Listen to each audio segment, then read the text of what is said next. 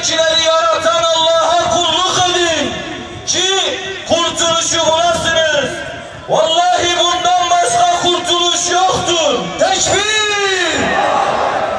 Tekbir! Tekbir!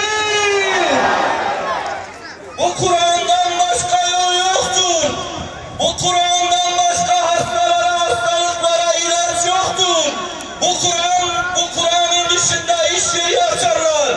Bu Kur'ansız ticaret yaparlar. Bu Kur'ansız evlenenler. Bu Kur'ansız seyahat ederler. Vallahi sonumuz hüsran olur. Bu kitapta yine Furkan suresi 30. ayet-i kerimede Allah-u Teala buyuruyor.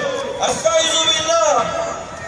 وَقَالَ الرَّسُولُ يَا رَبِّي اِنَّ قَوْمِ اتَّخَذُوا هَذَا الْقُرْآنَ مَهْجُورًا. Ya Rabbi diyor ahirette Allah'ın Resulü. Ey Rabbim, benim kavmim bu Kur'an'ı terk etti diyor. Tekbir! Tekbir! Tekbir!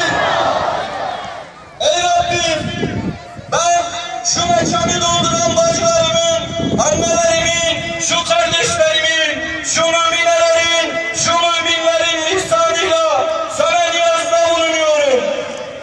Biz peygamberin, ey Rabbim, benim kavmim bu Kur'an'ı terk etti dediği kavim değiliz. Biz bu Kur'an'a inanan, bu Kur'an'ı hayatında yaşayanlarız inşallah. Az önce hocamız Duha suresinde bir ayet okudu. مَا وَدَّعَكَ رَبُّكَ. Ey Muhammed, Rabbin seni terk etmedi demek. Ey Rabbim, senin Muhammed